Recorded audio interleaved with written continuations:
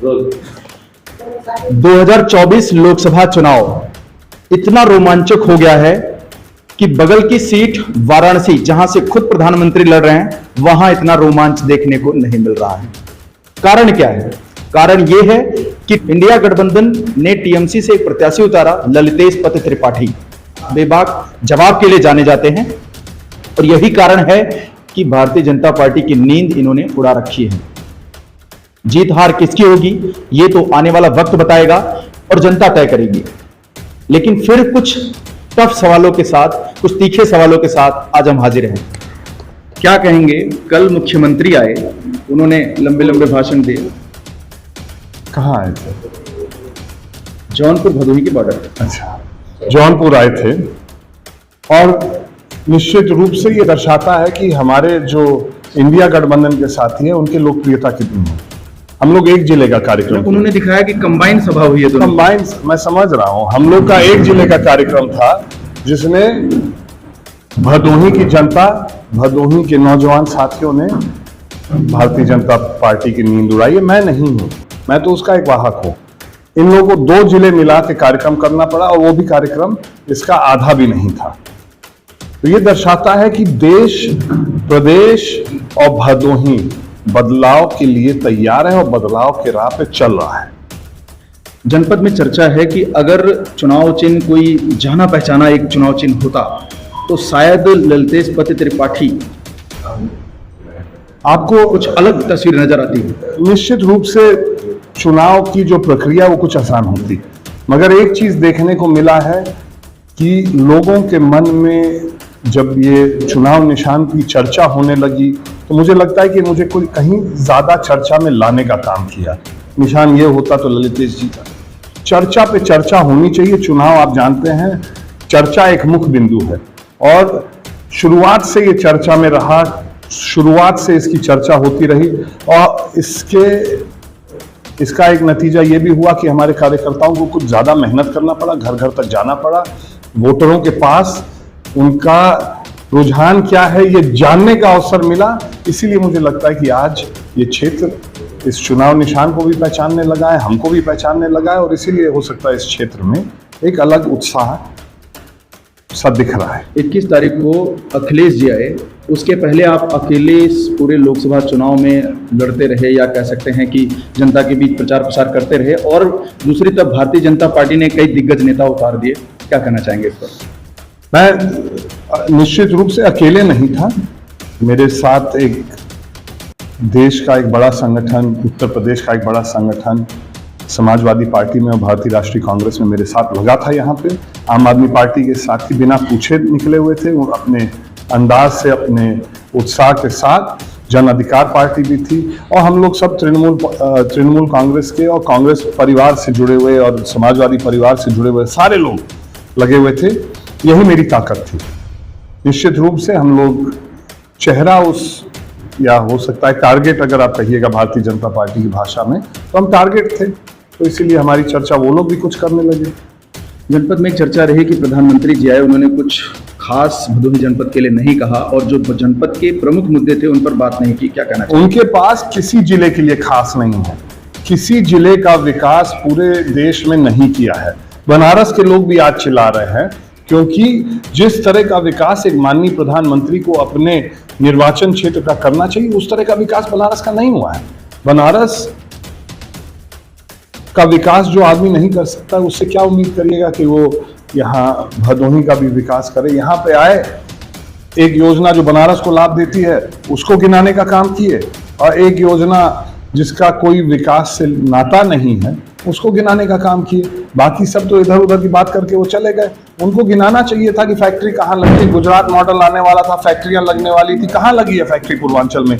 शिलान्यास तो कम से कम करा दिए होते एक फैक्ट्री का, मगर वो भी नहीं करने का काम किया उन्होंने। आपको क्या लगता है वोटिंग परसेंटेज डाउन होने का, पिछले कुछ समय से जो डाउन हो रहा है, कहीं ना कहीं युवाओं का पलायन बहुत तेजी से इन जनपदों से हुआ है? कई कारण है वोटिंग परसेंटेज को कम होने का, मगर इसका सबसे बड़ा कारण, और इस चीज को निर्वाचन आयोग और उसके मालिकों को स्वीकारना होगा कि आप इस प्रचंड गर्मी में चुनाव करा रहे हैं, जब दोपहर पे सड़क खाली हो जा रहे हैं, आदमी दिख नहीं रहे हैं, तो आपके जब मतदान करने के घंटे कम हो जाते हैं, एक ईवीएम पे एक मिनट में 1 वोट डल सकता है, 2 वोट डल सकता है, उसकी एक क्षमता है। सवेरे के टाइम भीड़ रहती है, शाम के टाइम भीड़ रहती है, दिन में एक भी वोट नहीं डल रहा है। तो ये चुनाव आयोग को सोचना चाहिए था इस मौसम में किस तरह से चुनाव संपन्न होगा। और कहीं ना कहीं मुझे लगता है कि भारतीय जनता पार्टी के मतदाताओं में उत्साह कम है, उनके कार्यकर्ताओं में उत्साह कम है। सारा का सारा उत्साह इंडिया गठबंधन और इंडिया गठबंधन कारण क्या है कि भारतीय जनता पार्टी के कार्यकर्ताओं, क्योंकि उनके पास कुछ नया प्रस्तुत करने के लिए, इस देश की जनता के लिए, इस देश के नौजवानों, माताओं, बहनों, बड़े बुजुर्गों, किसानों के लिए कुछ नया इन्होंने ना पिछले 10 साल में किया है और ना कुछ नया प्रस्तुत कर रहे हैं। यहाँ पे कांग्रेस पार्टी हो, समाजवादी पार्टी हो, तृणमूल हो, आम आदमी पार्टी हो, हम लोग जो कह रहे हैं वो आवाज और वो संदेश समाज में, देश में बिना हमारे प्रचार प्रसार किए पहुंच जा रहा है। एक मैं उसका उदाहरण देता हूं, राहुल गांधी जी ने अभी 3 दिन पहले खटाखट कहा, जन जन खटाखट बोल रहा है। ये 14 वाले चुनाव में अगर आप देखिएगा तो ये हो सकता है कि वर्तमान प्रधानमंत्री जी जब कुछ बात बोलते थे 14 वाले चुनाव में, तब वो जन जन के जबान पे आता था। आज वो बोल क्या रहे हैं, वो कोई पूछ भी नहीं रहा है, ना कोई उसको दोहरा रहा है, मगर खटाखट से गांव गांव पहुंचा है। एक सवाल, मेरा बड़ा सवाल है आपसे कि मीडिया आपके पीछे पड़ी रही शुरू से ही, तमाम प्रत्याशियों के पीछे पड़ी, प्रत्याशी भागते रहे, आपने क्या सोचकर मीडिया का सामना किया? डर नहीं लगा आपको? किस बात का डर? क्षेत्र की जनता, देश की जनता मुझे जाने, मेरे बारे में जाने, मेरे विचारों को जाने। कहीं ना कहीं सवाल तो जनता के ही होते हैं। जनता के ही होते हैं, जनता को जानने की इच्छा है, हम कहाँ पहुंच पाते। आपके लाखों, आपको क्या लग रहा है कि ये जो भाग रहे हैं प्रत्याशी, क्यों भाग रहे होंगे, क्या कारण हो सकता है?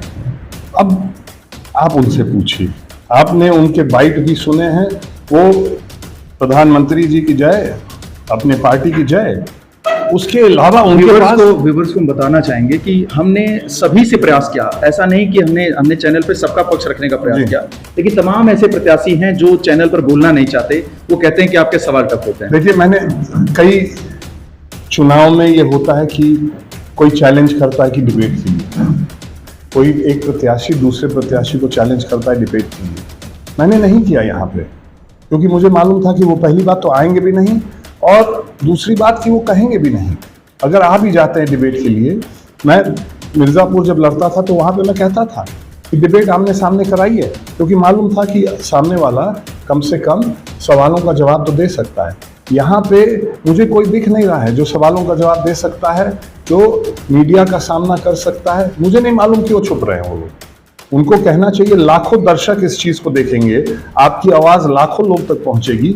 आपका ये प्रयास रहना चाहिए कि हम कैसे अपनी आवाज, अपनी सोच, अपनी विचार लाखों दर्शकों तक पहुंचाएं, और उसका आपको उपयोग करना चाहिए। भदोही की मीडिया का एक दर्द रहा, कई पार्टी प्रत्याशी ऐसे थे जो बाहर से मीडिया को लेकर के आए, उनको भदोही की मीडिया पर विश्वास नहीं था। अब आप उनसे पूछिए। हाँ, मुझे भरोसा है कि देश की मीडिया, प्रदेश की मीडिया सच, हम लोग की आवाज और जो वास्तविकता है वो दिखाने का काम कर। पंडित श्यामधर जी के बेटे विनोद श्यामधर जी ने अब तक कोई बयान नहीं दिया था। कल उन्होंने एक बयान जारी किया और उन्होंने कहा कि ललितेश का पलड़ा भारी है। क्या कहना चाहेंगे इस पर? अब वो निश्चित रूप से क्षेत्र के लोगों से और उनका जुड़ाव कई लोगों से है, वो आवाज़ सुन रहे होंगे। उन्होंने आशीर्वाद मुझे नामांकन के दिन भी दिया, उन्होंने आशीर्वाद मुझे बीच बीच में हम लोग घर पे जब गए थे तब दिया। निश्चित रूप से ये मैं उनका एक आशीर्वाद मानता हूँ। स्वर्गीय पंडित श्यामधर मिश्र जी का इस भदोही जिले के विकास में जो योगदान था वो भूला नहीं जा सकता है, वो जन जन को आज भी याद है। ये दिखाता है कि कहीं ना कहीं पिछले 10 साल से जो जीत रहे हैं यहाँ पे, उनका इस जिले को, इस लोकसभा को आगे बढ़ाने में योगदान कितना था। श्यामधर जी ने कहा कि ललितेश जी के अंदर उनके बाबा की छवि दिखती है और ये बताती है कि ये उनका स्नेह, प्रेम, आशीर्वाद है। मैं उनको जितनों प्रणाम कर सकता हूँ वो कम है, और मैं भदोही की जनता को भी विशेष करके जो पलड़ा भारी दिख रहा है वो इसलिए दिख रहा है कि भदोही की जनता ने स्नेह, प्रेम और आशीर्वाद देने का काम किया, अपना समझने का। आखिरी सवाल ये है कि अगर आप जीत दर्ज करते हैं तो क्या जिस तरह से आप लोगों के बीच जा रहे हैं यही क्रम जारी रहेगा? जब हम क्या लोग बदलाव होगा? जीतेंगे तो निश्चित रूप से भदोही में अपना आवास बनाएंगे, जैसे मैंने मरियान में बनाया था। यहाँ पे जन जन के पास जाने का काम करेंगे। उनको ये आवश्यकता नहीं महसूस होगी कि उनको हमारे पास आना होगा। निश्चित रूप से कुछ आएंगे, मगर उनके लिए दरवाजा हमेशा खुला रहेगा। मगर मैं समाज के बीच में लगातार रहूंगा। आपने बेबाकी से अपना पक्ष रखा। फिर मिलेंगे एक नए मुद्दे के साथ, तब तक के लिए जय हिंद जय भारत। आकाश भूमि न्यूज, राष्ट्रीय समाचार पत्र व वेब न्यूज चैनल, निडर पत्रकारिता की एक अनोखी झलक।